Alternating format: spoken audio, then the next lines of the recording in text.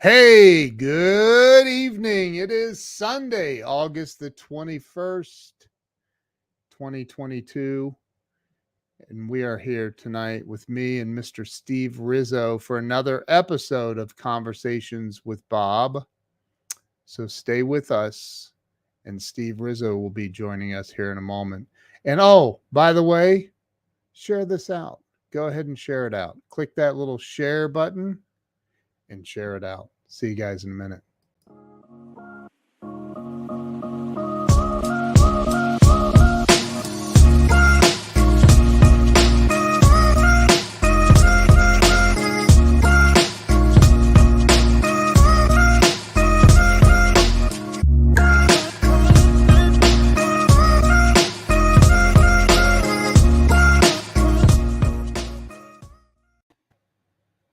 Hey, What's going on, Mr. Steve Rizzo? what up with you? Busier than a one-armed paper hanger. I've oftentimes wondered, though, if I ever met a one-armed paper hanger, would they be offended by me saying I'm busier than a one-armed paper hanger? I don't know. I never even heard that saying before. Really? No. How about a one-legged man in a butt-kicking contest? Oh, this is going to be a great episode, isn't it? Wow. And that's a wrap. Mr. Ben Gay is here. And he's laughing because he thinks I'm funny. Unlike you don't think I'm funny. Ben, thank you for laughing at my jokes. We have Robert Brooker from Toronto, A. Greetings, Ken and Steve. So, hey, tonight we're talking about, what are we talking about tonight? We are talking about the power of choice, and we're talking about the power of intention. Attention, intention, and how choice and all of this is all intermingled somehow. Actually, those three things are keys to living a successful and happy life. It's the best way to manifest what it is that you're doing with your world and your life is through the power of choice and using that to create an intense intention on the things that you want in life. Yeah. So let's talk about choice. Maybe we should start with choice. Hey, Missy, how you doing? So talk about, look, Lori intended to share this, so she did. Thank you, Lori. Lori is awesome. Yeah, she is. Tom Ginn is awesome. Tom, good to see you. Megan Watson, she's awesome. I mean, she's really, really awesome. So let's talk about choice, man. Like, you have a chapter in your book, which is ironically called Conversations with Bob. And thank you for your reviews. That's Bob speaking through me, actually. Yeah. And there's a whole chapter in this book, actually. I think it's chapter 3 in the book where he talks about Look, I have it. I have the book. Let's just go to chapter 3. We don't need to speculate. We don't need no stinking speculation. No, it's chapter 4, the choices you make. As a matter of fact, in that one page, the opening page by Elizabeth Kubler-Ross, she says, I believe that we are solely responsible for our choices, and we have to accept the consequences of every deed, word, and thought throughout our entire lifetime. Yeah. You know, it's very interesting and it's scary, but there's another side of that. That doesn't mean if you look back at your life, first of all, you have to admit where you screwed up and that you did it and you own it. That's key. But then you have the power to make other choices and how to make amends with that. Whether it's somebody that you hurt or whether you just screwed yourself by bad business decisions, financial disaster, whatever it was, stop the blame game because that's a choice too. And that's a choice that's going to make a challenging situation worse than what it has to be. You have to own it. And once you own it, you start becoming empowered. And from there, you could say, okay, I really messed this up. What can I do to turn this around? These are called power questions. Who can I go to that can help me? I screwed up. I have to learn to forgive myself for this. Otherwise, I'm going to carry this with every other decision that I make. And then you start from there and you learn from it. And you move forward with that. By the way, we do have Queen Victoria on here with us. Wow. Are you okay? Do you need some gas X? What was that? It was this. It was this. Wait. Wait, okay.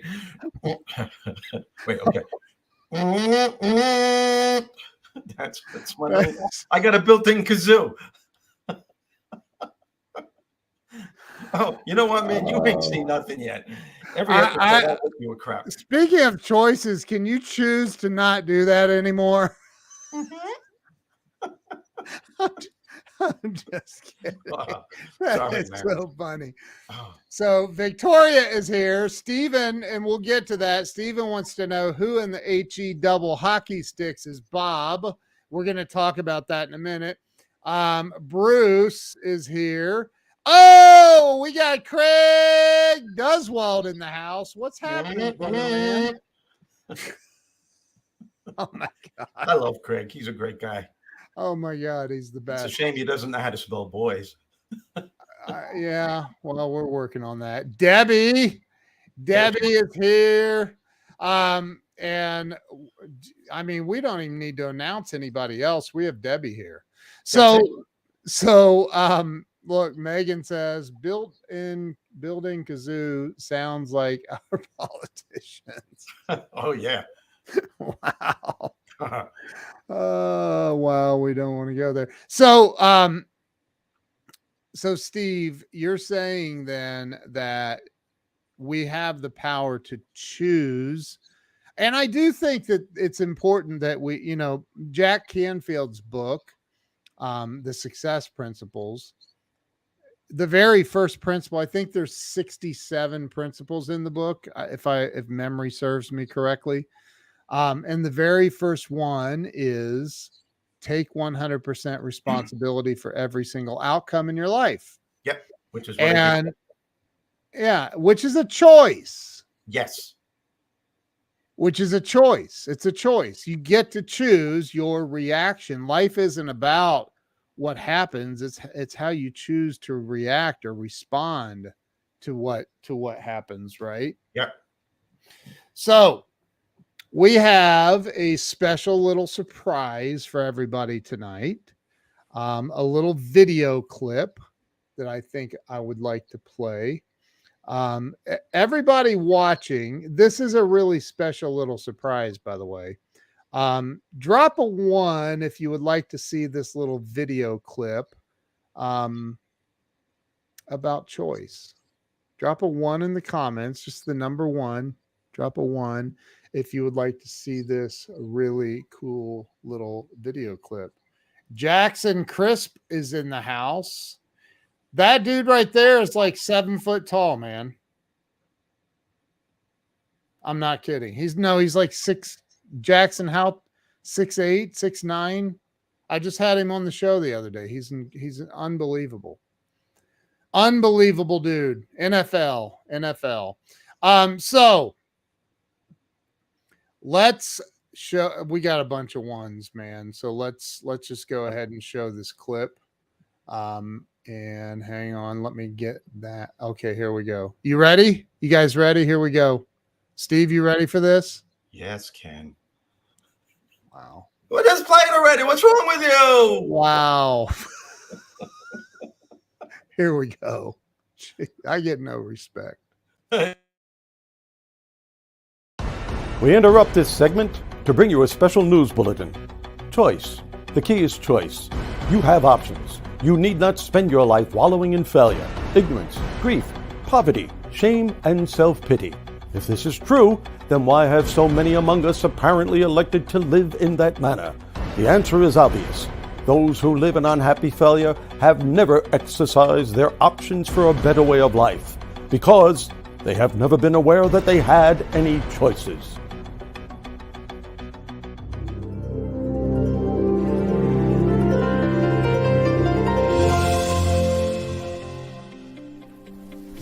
Those words are from The Choice, a book written by Og Mandino. If you haven't read it, I highly suggest that you do. And if you have read it, read it again. Your entire life is based on the choices that you make.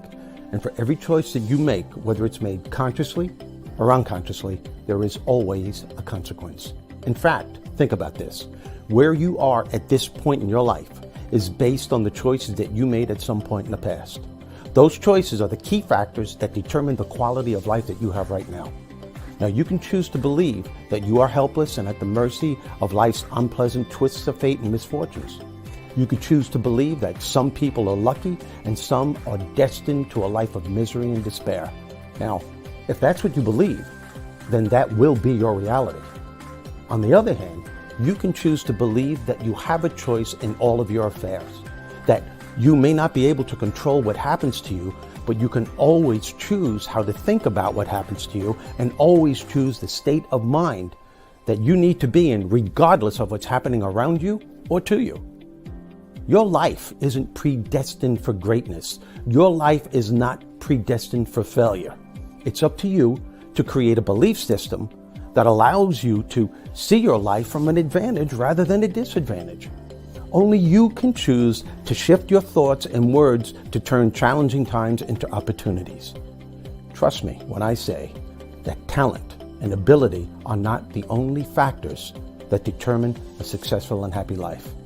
For your sake, especially during tough times, get into the habit of choosing positive thoughts and speaking empowering words.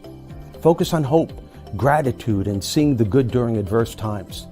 If you do, you will discover a brighter day, regardless of what's happening to you or around you. The choice is yours, my friends. It always has been, and it always will be. And that's the word, according to Bob.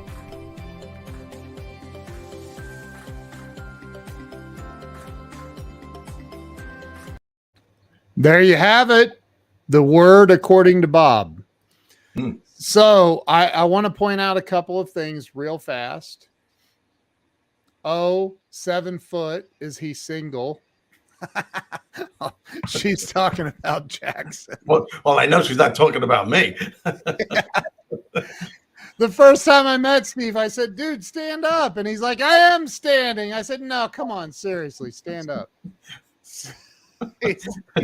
Actually, I said, follow the Olympic road.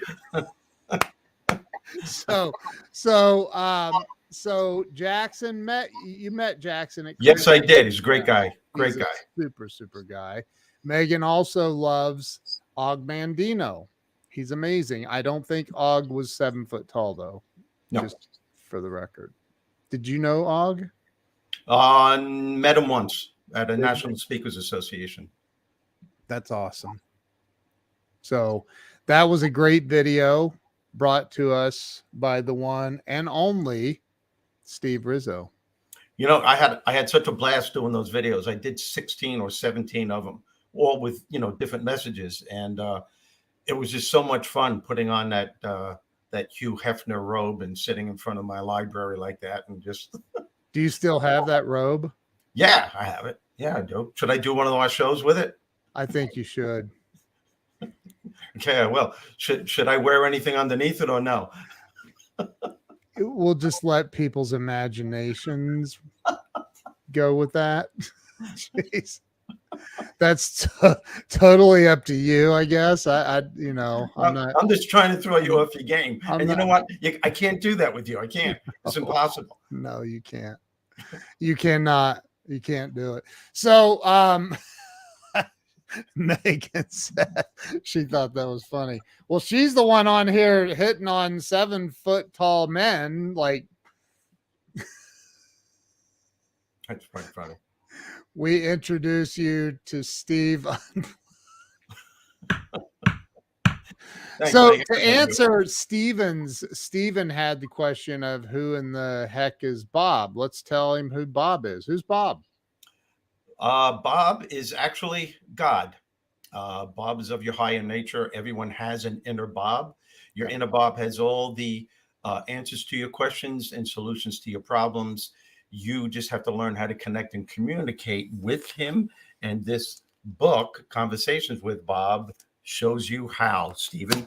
I hope that answers your question. It's a book that I wrote. Took me 7 years to write at a low point in my life, and it's become my mission for the rest of my life from this point on. And Ken was gracious enough to help me get the message out and spread the word. And Debbie's going to be helping me along the way in the near future. And I have been blessed with so many of you people, thanks to you, Ken, who introduced me to everyone.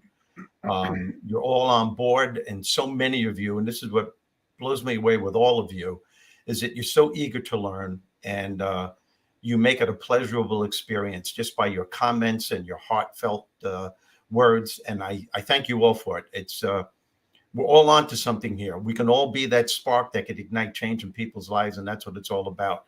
I think we need this type of stuff more than any other time in the history of this planet, because a lot of people are going haywire. So I'll leave it at that.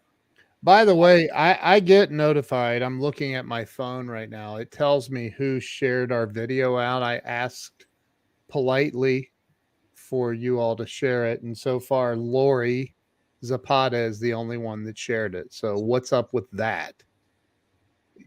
That's a wrap. We're done doing this. If you can't even share our show, then we're done. Bye. Hey, talk about attitude. Gee, he gets no respect. Had a bad day, huh?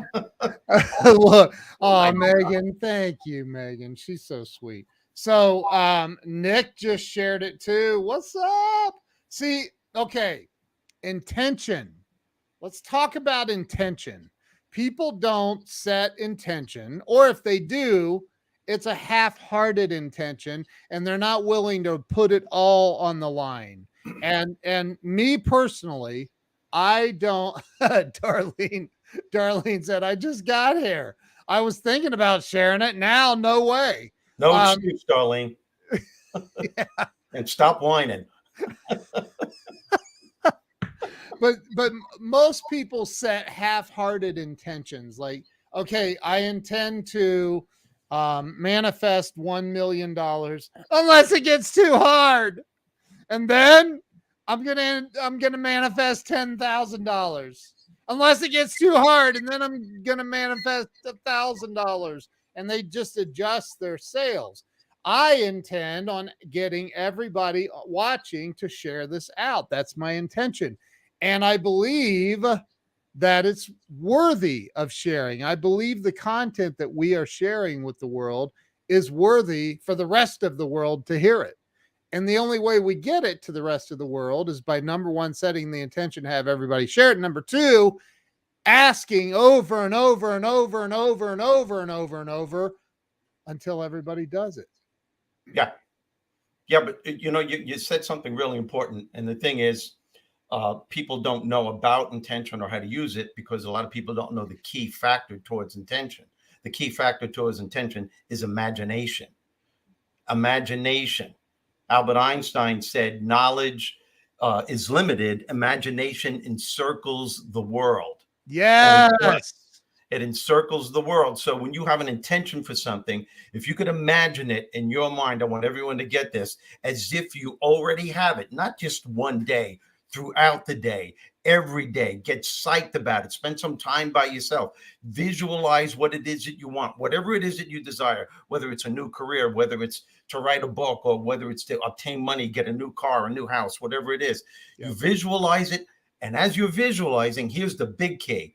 Feel it as if you already have it. What would you feel like if you already had that thing that you desire? Yeah. And then every step in that direction.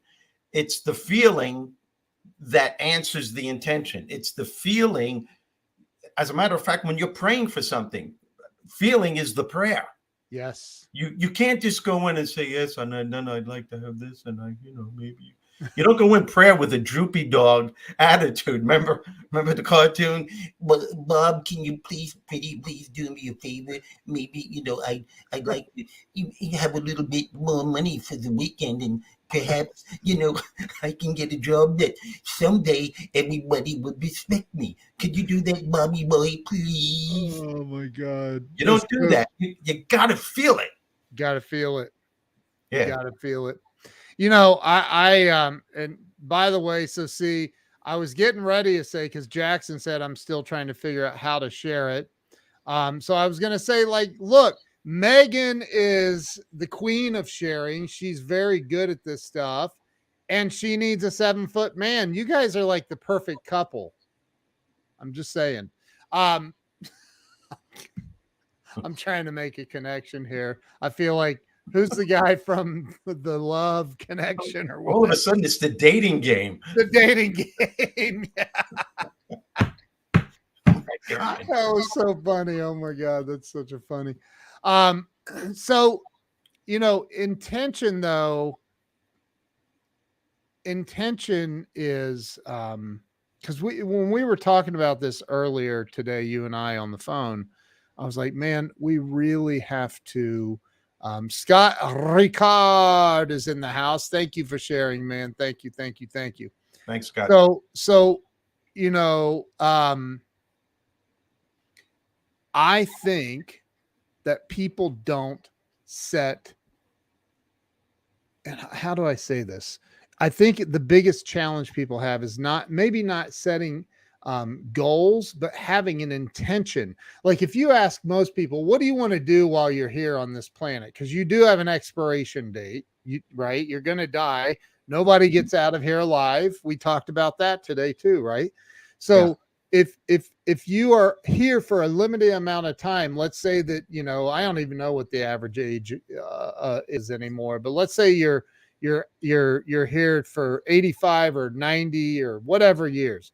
What from the time you were born until your expiration date, the day that you cross over and you go meet Bob, what do you want to do while you're here? What do you want to be remembered for? And the number one answer is always, well, I want to help people, or I want to change the world. Right? That's cute, but that's not an intention. That's not literally like how.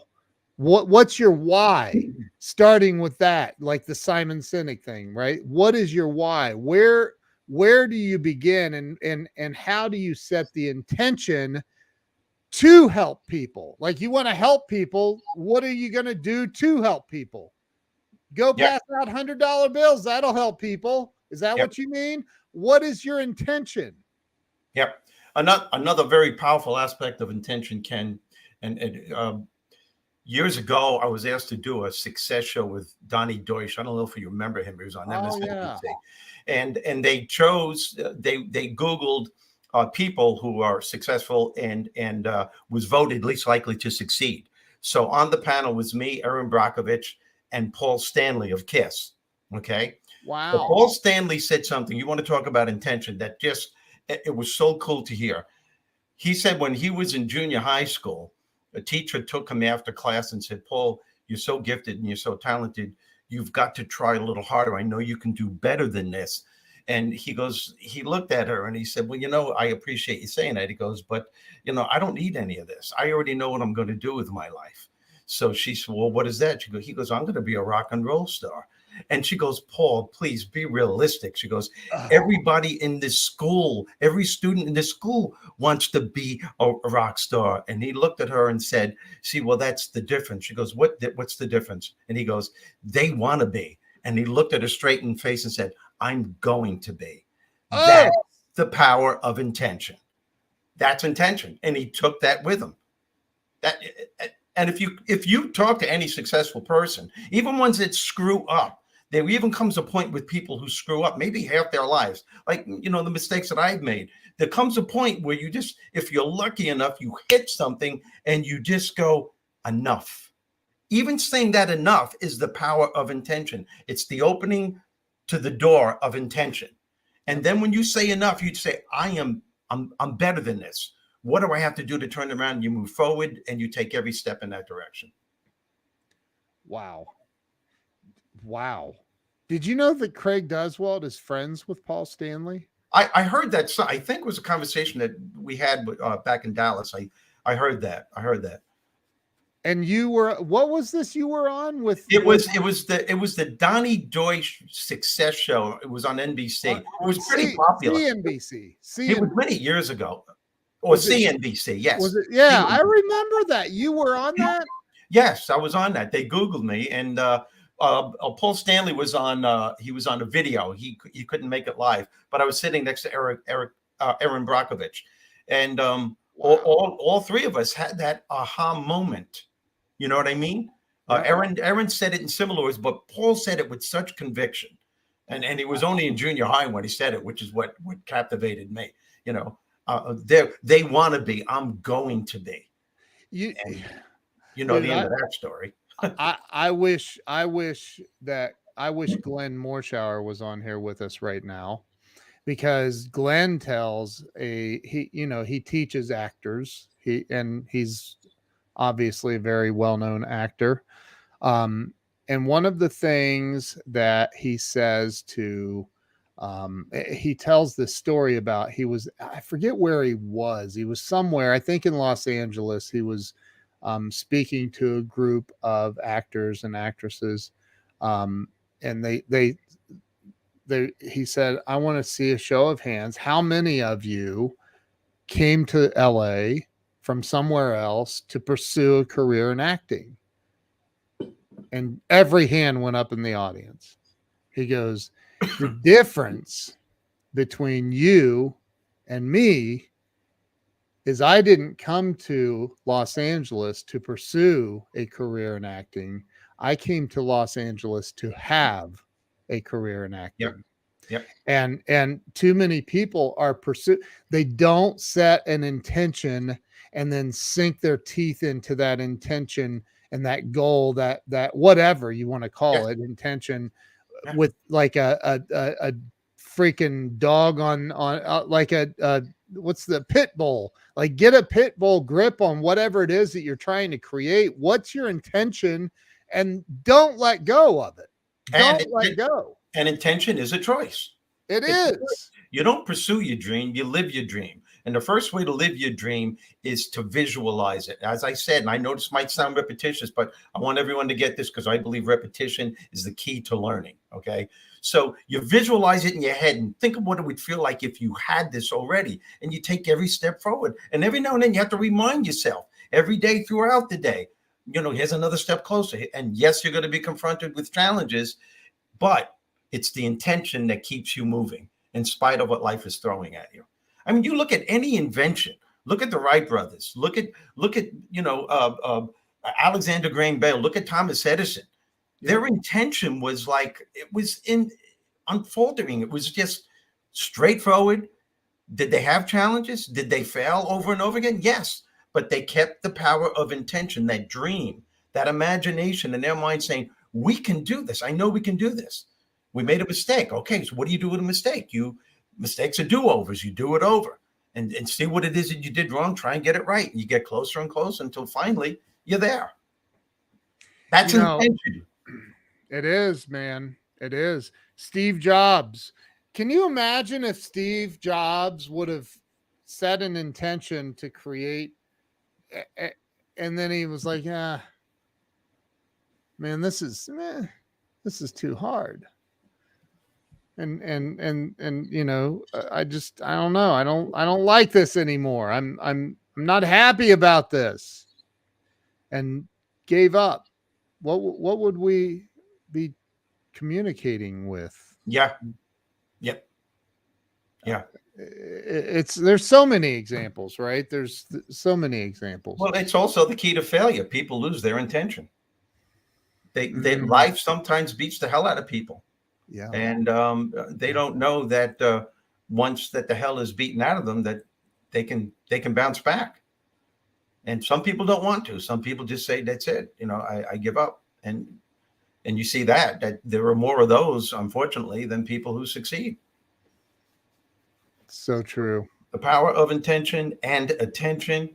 And again, we were talking about choice early. Those are all choices. It's all choices. And if you study any successful person, it's the intention that got them to where they wanted to go. And So some true. people overcame insurmountable odds to get to where they had to go. Yeah. So true, man. So true. Wow. I'm trying to look through some of the comments here. So when let me ask you a question, because you worked with Rodney Dangerfield. You obviously you were friends with him and Eddie Murphy and all the greats and the legends, Jerry Seinfeld. And was there ever a point in your life, in your career, where you were like, this is what I intended? I intended to be friends with Rodney Dangerfield. Did you ever set that intention, or do you feel like some of that happened by happenstance? As I look back now, I could see that I intended it, but when it happened then, I really wasn't that kind of aware of it. But it's only when I got to tell you, Ken, when I left the stand-up business, and I think most people know, I told a lot of people I left because I was sabotaging so many great opportunities that were coming my way because I didn't believe in myself. That power of intention sort of like got foiled because the business beat the crap out of me. Right. But when I started going on this self-help quest to better myself, and I read every self-help book you could think of, and I went to motivational seminars and spiritual retreats and Tony Robbins seminars, and I became empowered. And that's when the power of intention started coming in. But I can call it magical because magical things happened. Happened. I give the first time I realized it was when I wrote my first book, Becoming a Humor Being. I never wrote a book before. I never ever thought I would ever write a book. But something inside me said, "Hey, Steve, you can do this." Yeah. So I'm halfway. I'm finished with the book, and I sent it to a friend of mine, and one of them said, "Steve, this is really, really good, but I think this book could really use a story of someone who was pretty famous and how they overcame a major challenge in life because of their sense of humor." So the book is called "Becoming a Humor Being: The Power to Choose Another Way." So I put the power of intention to play. And every day I would just visualize someone who was famous in some way, somehow, would help me with this book somehow. And I just put it out there. I prayed about it, and I didn't think it was going to happen. I just knew somehow, somewhere along the way.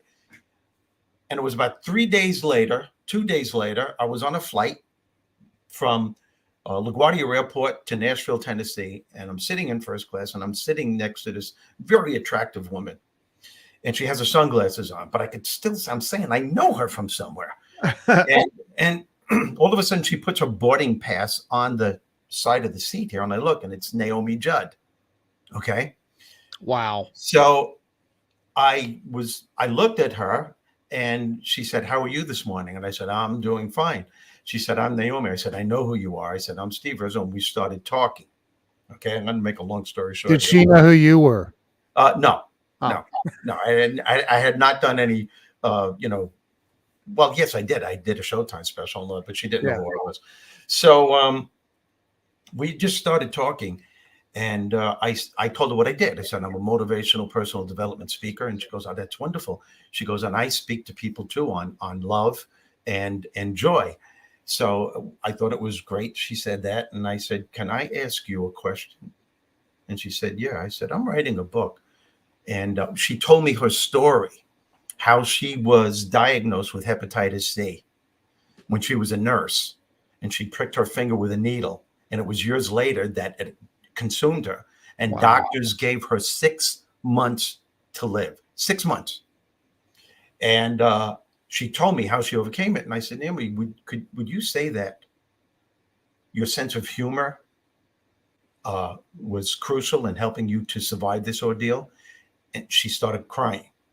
And she had tears. I was trying to hold her back. She grabbed my hand and she said, "Oh my God, Stephen, if it wasn't for my sense of humor, I wouldn't be here today." And I looked at her and I said, I'm writing this book. Would you mind if we could somehow get together and talk about this? She gave me her home phone number. She told me, call me anytime next week, and we will have conversation after conversation until you have what you want. And that whole last chapter of that book, was uh, about how your humor being is connected to the power of love, which is what she talked about. And Dude, that's the power of intention. Naomi Judd. Yeah. Yeah. Okay. Yeah. I've sat in first class a lot, and I've never sat next to somebody famous. It's always some You're not schmuck me. that, like, You're not me. I know. You're not. I got the power. And it was like the last time was some dude that was like, anyway, it doesn't even matter. But like, that is freaking amazing. Yeah. So here, so when you said you put that intention out there, right? And you started visualize. Did you have the thought back then? Did you have the thought, I'm going to set this intention? Were you intentional about setting the intention? Yes. And not only that, and prayer is a huge part of intention, folks. Huge. So you got to go into prayer with the mindset before prayer, during prayer, and after prayer. Your thought process, which creates your belief. Too many people have great intention going into prayer, but then when the prayer is over and a week goes by, they go, "Oh, this is bullshit again. I knew this was going to happen. It never happened. I don't even know why I wasted my time." And what do you expect? And in the book, Bob says that to Bernie over and over again. Wow. We are the creators of our success and happiness. And the key to creating is the power of intention. The power of intention. It's not easy. I'm not saying it's easy, but it can be done. It can be done. I proved it. I have other stories like that. It's just amazing. It's funny how life is. It really is. Back when, and I think I've told this story before, but I, watched the movie The Secret long time ago. Oh, I've seen that movie. I don't even know how many times. And I remember John Assaraf talking about creating the vision board, and I decided to create a vision board. I still have it. It's right down here on the floor. I need to hang that up. But anyway, I digress. So I created this vision board, and I took, I put on put myself on the cover of Fortune magazine, and I put my logo in there and all this, and I put, who is this guy, Ken Walls? America's wealthiest are reaching out to him for advice. And I never really thought a lot about it. I saw it every day because it hung on my wall. Never really put a lot of thought in it. And back then, I was fresh out of a divorce, couldn't finance a bologna sandwich. Things were not good, really not good in my life. And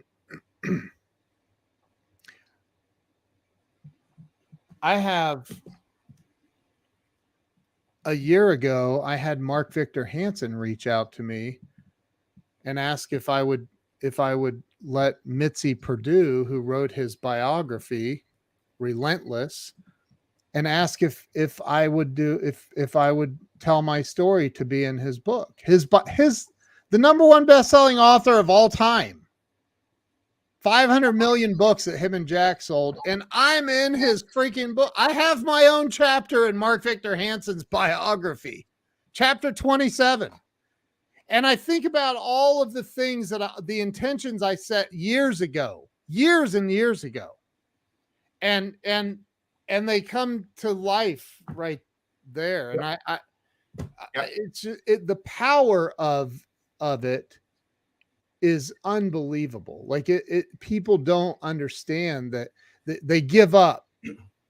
And we talked a little bit about that. And when I say give up, I don't mean you give up on life and you go jump off a bridge.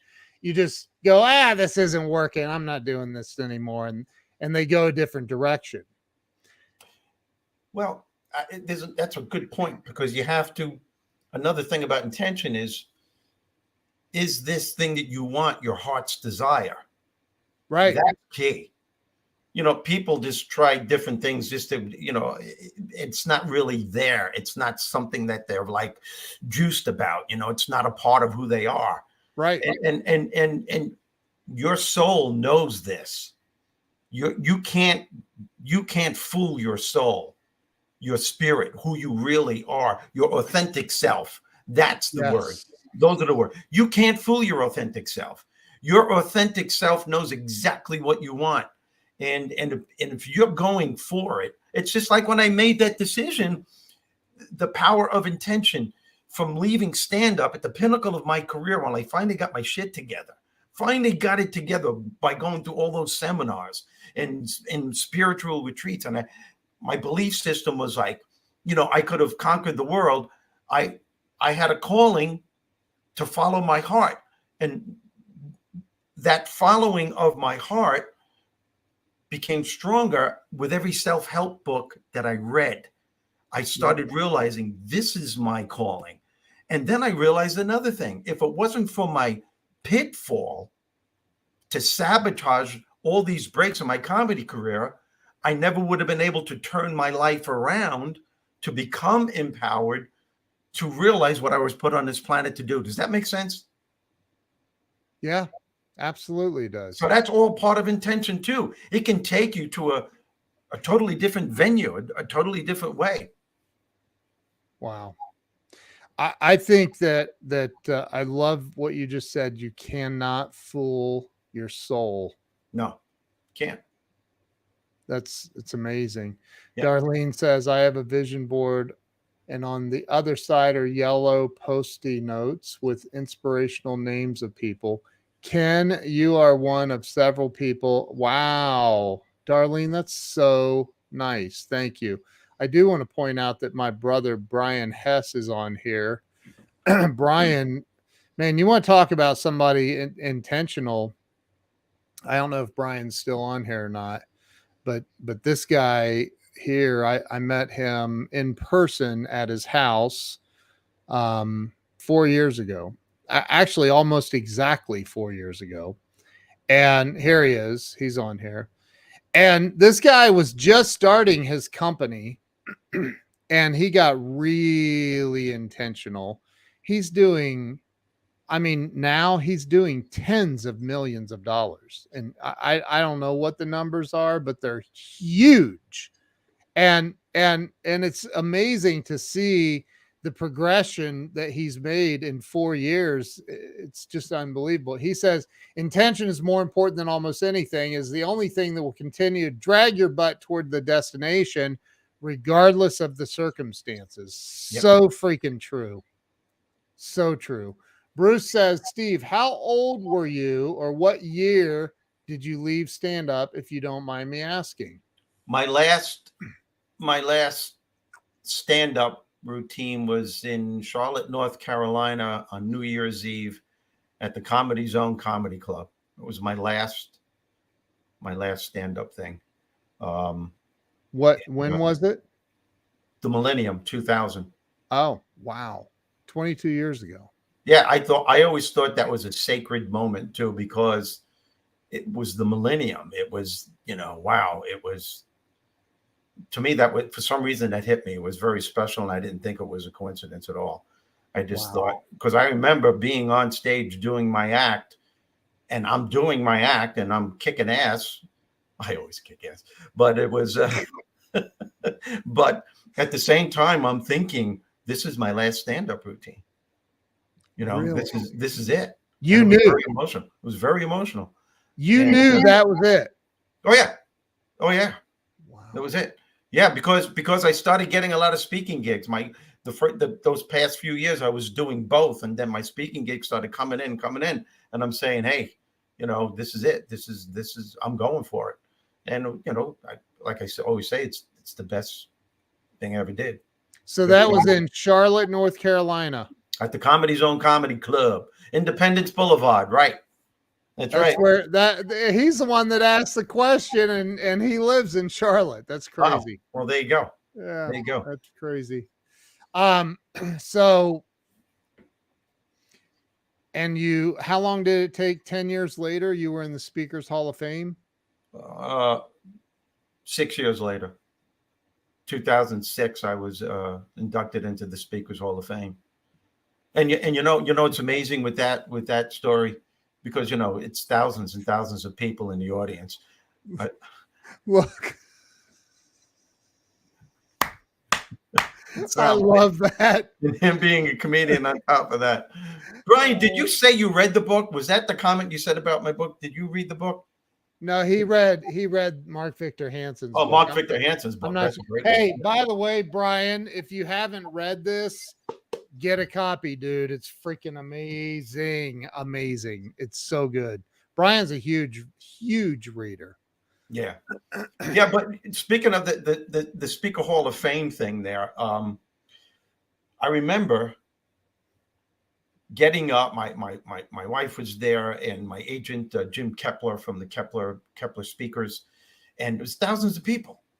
And yeah, it's a trip to be honored by your peers, and everyone's giving you a standing ovation for this, right? But what was going through my mind as the guy was introducing me up, Frank Beccaro introduced me, was the journey towards it. The sacrifices I made, the fear I had to endure, and how I stayed.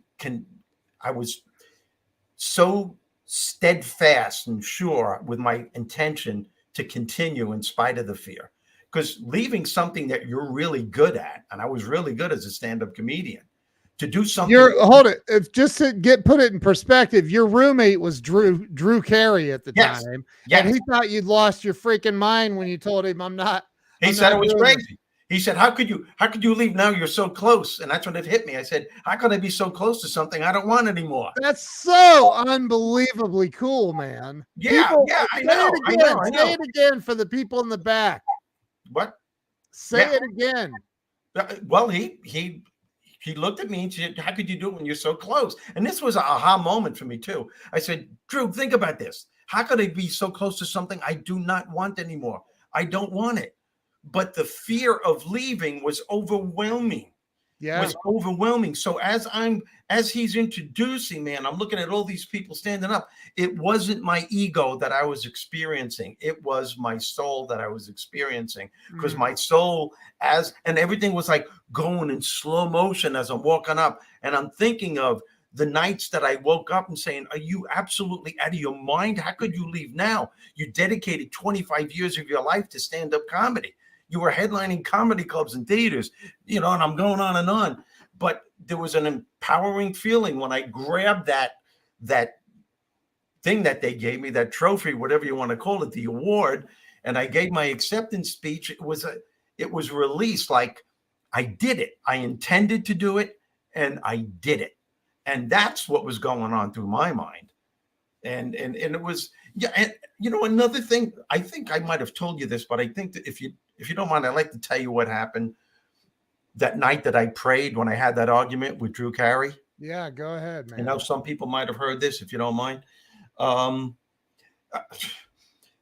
prayed, and I got on my knees, and I usually don't get on my knees when I pray, but I did then. And I said, I need your help here. I said, I'm getting into something that I know absolutely nothing about, and I'm leaving something I'm great at, but yet I know I'm supposed to be doing this. If I'm doing the right thing, send someone to me that can help me as soon as possible, and whenever you can. So that next week I took off, and I flew from LAX to JFK airport. And I was sitting on a plane, and I felt very emotional. I mean, really emotional. I'm saying, I'm going home. I don't believe this. This is crazy. What are you doing? And this guy is looking at me. He's a very distinguished guy with a 3-piece suit, perfect white hair and beard. And he's looking at me, and I'm saying, oh, crap, I hope this guy doesn't want to talk. And he goes, excuse me, but he goes, I was just going to, but and he goes, excuse me. And I said, yeah. And he goes, you just look familiar. I'm sorry. And I had just done my Showtime special a couple of weeks before that. I said, maybe you saw me on TV. I had a Showtime special. He goes, oh, yeah, Steve Rizzo. I said, Rizzo. And he goes, yeah. And we're talking. And 30 minutes go by, about 30 minutes. And he looks at me, he goes, I'm really sorry. He goes, but I just noticed is everything all right? You seem like something's off. You seem just a little. And I said, well, that's very perceptive of you. And I said, I'm in a challenging situation right now in my life. And I was revealing to him my problem. And he said, well, what is it? I said, I don't want to do stand-up anymore, and I want to do something else. And there's something else that I want to do I know nothing about. I said, and I'm going home to my home now in Long Island, and I'm leaving my apartment in Hollywood. So I said, and as a matter of fact, I before I took off, I prayed to show me someone, give me someone who can help me get into this business that I know nothing about. So he goes, oh my God, what is it that you want to do? I said, I want to be a hooker. No, I said, what?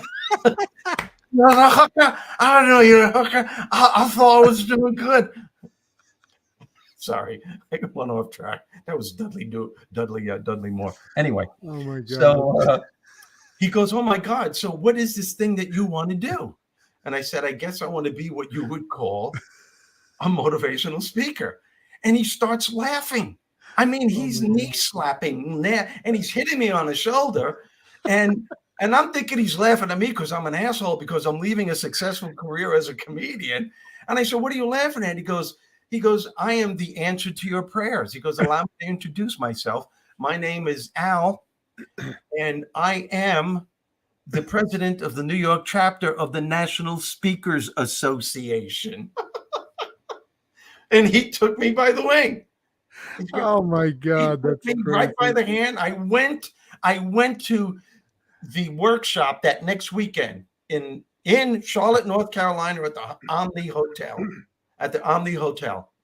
And he introduced me to all the powers that be. But the cool thing, Ken, is that everyone there, not everyone, most of the higher end people knew me. They saw me at their theater or comedy club, or they saw me on my Showtime special. So I was already a celebrity without paying any dues. So when I got home after the 3-day workshop, I get a phone call from someone from the board, Vanna, and she left a message on my service and said, Steve, it was such a pleasure meeting you, and we'd like to know if you'd like to come to the convention where there will be thousands of people, and we would like you to give a special invitation-only presentation to 200 of the country's top speakers on how to add humor in their presentation. And I'm like, holy crap. And I had 6 months to do it, and I did it, and that was it. Oh my God.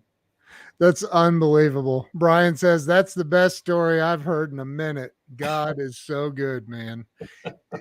You know, that's what this show is about, because Steve, you were friends with Rodney Dangerfield. You've worked with Eddie Murphy and Jerry Seinfeld and Drew Carey and all Pauly Shore. Did you say you worked with Pauly Shore? I knew Pauly. He was there because at the Comedy Store, his mom owned that. You know, Mitzi Shore owned it. So Pauly was there, and he was a pretty big star back then too. So you've done all of these things, and you know, you're just a regular guy from Compton. I'm kidding. From where I don't even remember. Bronx, Brooklyn. If I was there, I'd smack you right in the back of the head. Why? You're a regular guy from Compton. But I mean, you're just the point is this. I know. The point is you're just you're the hooker. Look. Maybe I'm late to all right, you've got to get the book, man. You'll understand who Bob is. The book is called Conversations with Bob. That's why we decided to do the show. And it is Steve, tell him how Bob came about, please. He probably already ordered the book by now. Okay. But just okay. I'll tell the story. Tell the story. Oh, Steve, his standard answer is, "You're gonna have to buy the book." No, I'm not. But Brian, you're gonna have to buy the book. No, he already got. Tell him. Years ago, Brian. By the way, it took me 7 years to write the book. I'm going to be very, very brief. In the middle of a divorce, it was my decision to get divorced after 32 years of marriage. And it was very, very difficult for me. It was devastating. And I guess in a world of panic, I woke up one morning and I told my wife, I said, this is way after I told her we were getting divorced. I said, I'm moving to California. And I didn't even know why I said that, but I knew that's where I needed to go. And she was asking me to seek help and go to therapy and all that stuff. And about a week, 2 weeks later, I packed and I took off and I rented an apartment in Marina Del Rey, California. And I knew right then and there I was going to have to face my demons. My negative labels, my toxic labels from my past were coming back to haunt me with a vengeance. So I spent 2 years there. But it was one morning after a workout. I would work out. I work out every day, and there was a 24-hour gym near Venice Beach. And I would work out there. And after the workout, I would walk on Venice Beach by myself, 4:30, 5 o'clock in the morning, which is not a safe thing to do. And one morning, I lost it. I mean, heart-wrenching, lost control of my emotions, tears, and I was cursing at God. And I took a step and I said, what the hell is wrong with me? And what the hell am I doing here? And then I took another step and I heard something within me say, you know why you're here and you know what's wrong. You're just too caught up in your own drama to find the answer. And I went, where the hell is this coming from? And I got in my car. I drove to my apartment in Marina Del Rey. I took out my laptop and I typed in another question. And then another answer came. And then another question, then another answer. And I was there for hours. And I realized, oh my God, I'm talking to God. I'm having a conversation with God and he's answering all of my questions. I was exhausted from that. I woke up the next morning and I looked at what I wrote and I don't remember writing it, which happens a lot of times when I write. And I kept asking more questions and more answers came. But I realized at that point I was writing a book. And then my imagination kicked in. Then my sense of humor kicked in. So it's called Conversations with Bob, and it's about two characters, your inner Bob and your inner Bernie. And Bernie resides in the negative zone. And Bernie really was me, albeit just a little exaggerated, but he was me. Bernie represents every person on this planet who feels that their life isn't working on some level or another, and is trapped in his own negative inertia, and which represents almost everyone on the planet. So I wrote it in Bob is God, and every time I thought I was finished, Bob said, no, you're not. And it took me 7 years to write, and now it's out, and it's getting wonderful reviews. I hope that answers your question. Do you think that for the uber religious people that may watch this, that have, been programmed to believe that God is God and that's it, we don't call God anything but God, how could you do that? That's blasphemous. Do you think that and you need to get on, Brian, you need to have Steve on your podcast, bro. Steve, you need to be on Brian's show. Don't tell me what to do. Hey, tough guy. Hey, but like, don't. I'm your agent. I'm kidding. I know you're asking me a question to a religious group. Do you think? Yeah. So for the people that say, like, I want you to kind of, because in the book you actually tell the story about how the word Bob came about. And I think it's freaking beautiful. I think it's awesome. And I want you to share that. Please. Pretty please. How he gets the name Bob? Yeah. Well, Bernie is in a hotel. And you're right. This doesn't matter if I tell people at the beginning, because they're going to read it anyway. Bernie is in a hotel and he's very pissed off at life. And he blames everybody but himself. And he's in his mid-50s and he's complaining about his job and how he never gets the money, the respect, and all this stuff. And he starts cursing at an infomercial that comes on the TV in his room. And the TV guy is telling him that you can create your own miracles and you can do this. And Bernie throws a remote at the TV, and he goes to get some sleep, and he feels a sharp pain in his heart, and he's having a heart attack. He thinks he's dying. Scene changes. He's going into a hospital. His body rises. He looks down at himself. They put the cover over his head, and he thinks he's dead, and he winds up in this place that he thinks is heaven, and he meets this character, and the character, he says, I want to speak to the character he meets is the gatekeeper. And he goes, can I help you? And he says, yes. He goes, I want to speak to the big kahuna. He goes, who? The big kahuna, the light, the force, the almighty. I want to speak to the guy in charge. He goes, well, up here, we call the big kahuna the big guy. He goes, well, if it doesn't matter what you call him, then I'll just call him Bob then. Boom. So he doesn't realize that the gatekeeper is God. Okay. Yeah. That's the thing. It's so good, man. It's so anyway, good. And Bob, when he realizes that it's God, he goes, "Oh my God, I'm so sorry." He goes, "No, please call me Bob. I like it. It's very friendly. People should talk to me as if I'm a friend because I am, and it's blah blah blah." So this wonderful relationship starts taking place. It's amazing. It is amazing. Yeah. This book, by the way, just so everybody watching knows, when I read the book, finally, because I had what's wrong with you? Took you so much to read it. By the way, Steve and I were at Craig Deswald's event in Dallas together, and we're at the VIP party after the whole deal, and he's doing all different impressions, doing Rodney Dangerfield, which you do better than Rodney did. Like you're so good, and he's doing all, and it's just you and I, and I'm like, what about Seinfeld? Can you do Seinfeld? And he's like, just boom, he starts doing Seinfeld. I yelled at you like Seinfeld. What do you mean? Can I do Seinfeld? I don't know what's wrong with you. You keep putting all this pressure on me. You're never satisfied. And I realized, holy shit, I can do Seinfeld. And you're like, it's the first time I've ever done it. It's the first time I ever did them. Leave me alone.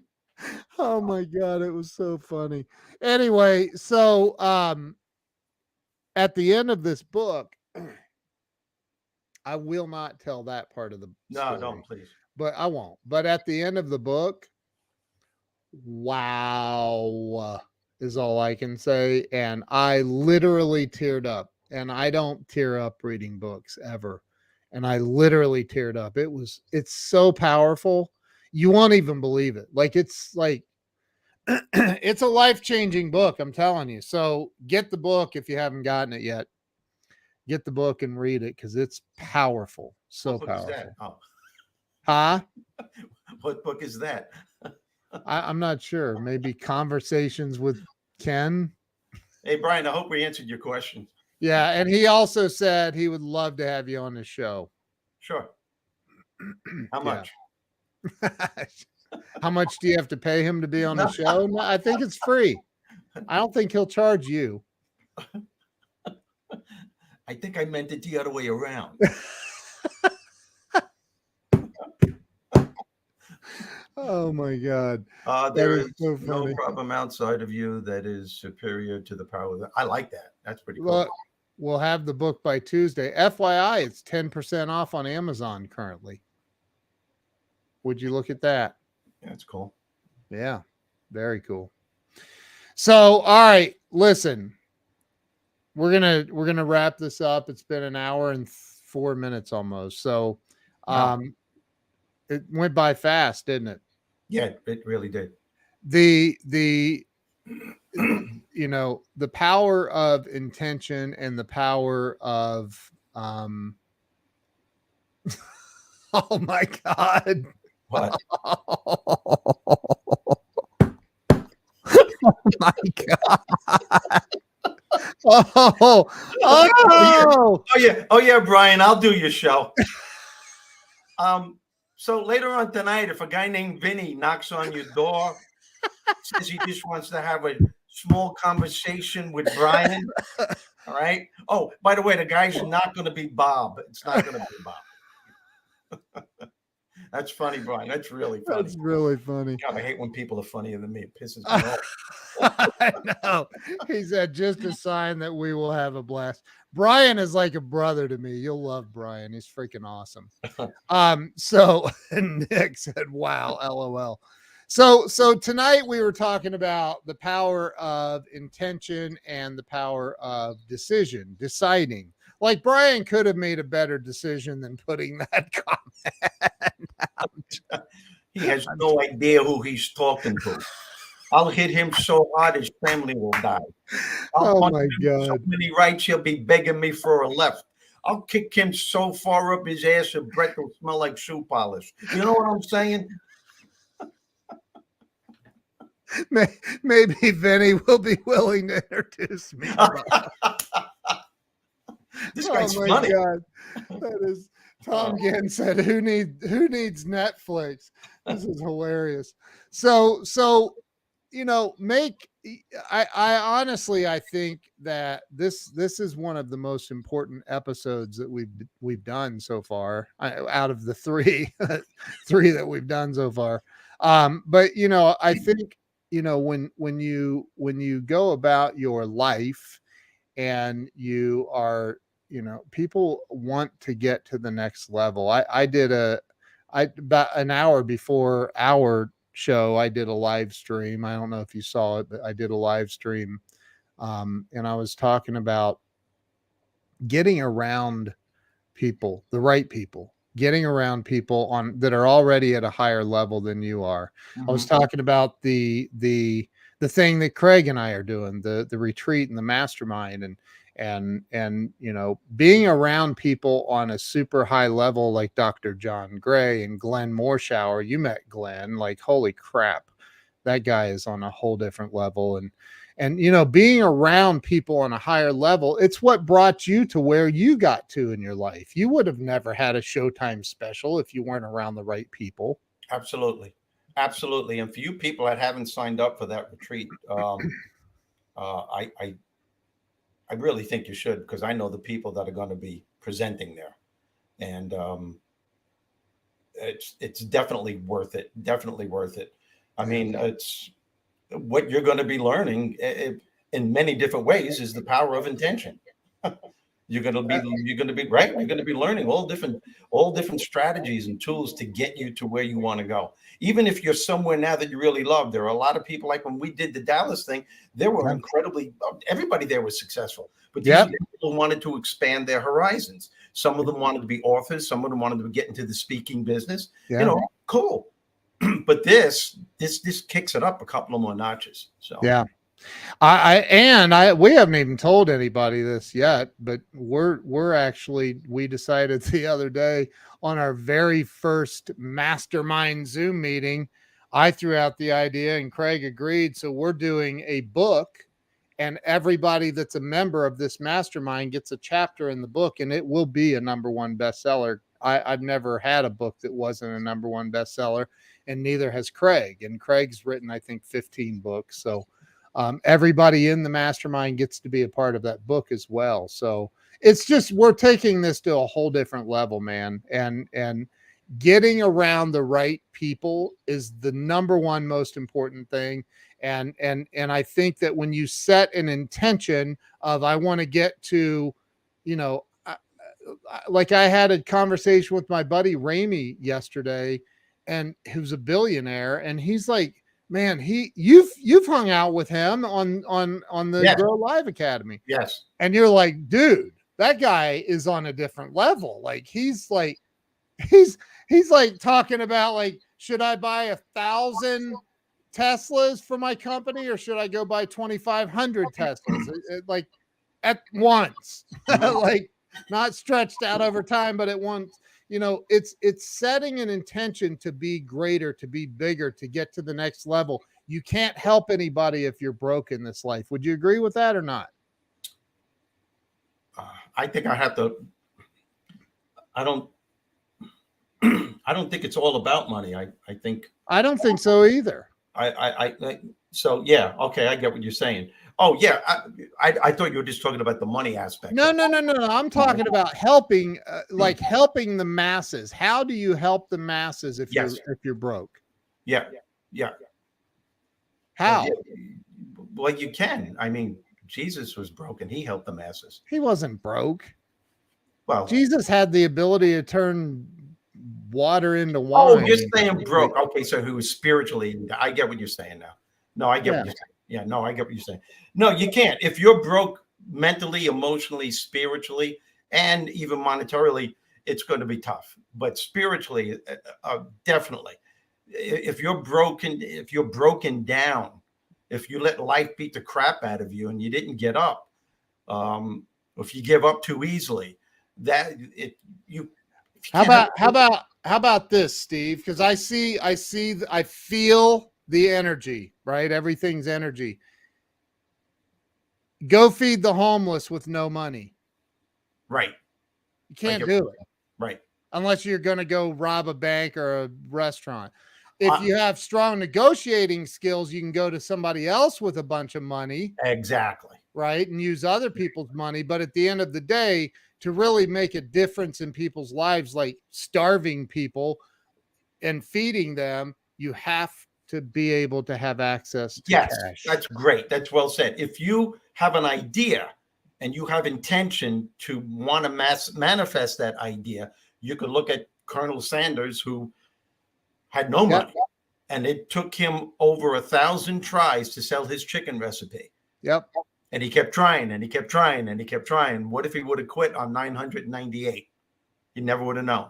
Yep. So yeah, absolutely, yeah. But he refused to be defeated, and he had a strong belief in a higher power too.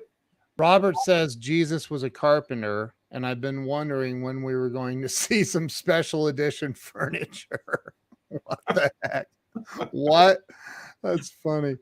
Oh Lord. Anyway, so set intentions and make decisions to do better in life. I mean, you can make a decision on how you're going to react to things. Everything is a decision away from making.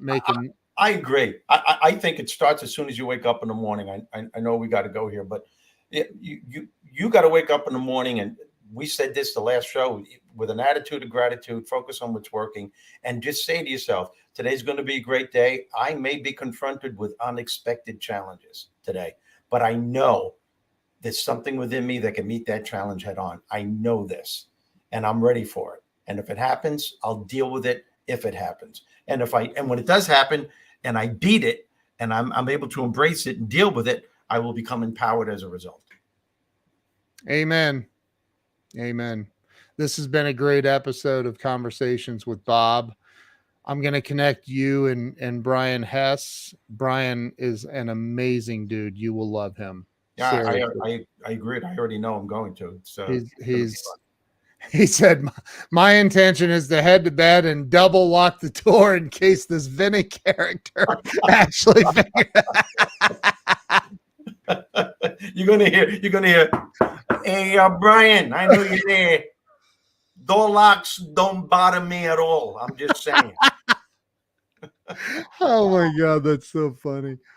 Oh, Lord have mercy. Well, listen, man, thank you everybody who watched, for everybody who shared this out. Thank you. Genuinely appreciate you all. Lana says, Jesus said, yes, he fed 5,000 without a dime. Jesus had some pretty special powers. I think we could all agree to that. I don't had the know. American Express Black Card too. Right. Exactly. So, yes. Anyway, everybody have a great week. Go ahead, Steve. What do you got to say? If you haven't purchased the book, this isn't really a sales pitch. I want you all to be a part of the mission. If you read it and you like it, tell other people about it. And I would appreciate it, because I believe this book has the power to be a spark that could ignite change in people's lives. So, because it wasn't written from me, Bob wrote it. There you go. That's all I have to say. Get the book. Go to Amazon and get it. It's 10% off right now on Amazon. So, according to Brian. So, what'd you say? Cheap bastards. Oh, jeez. That was not Bob saying that, by the way. No, it wasn't Bob. Bob just smacked me in the back of the head. You just lost 10 sales, you moron. What salesperson calls the people he's trying to sell cheap bastards?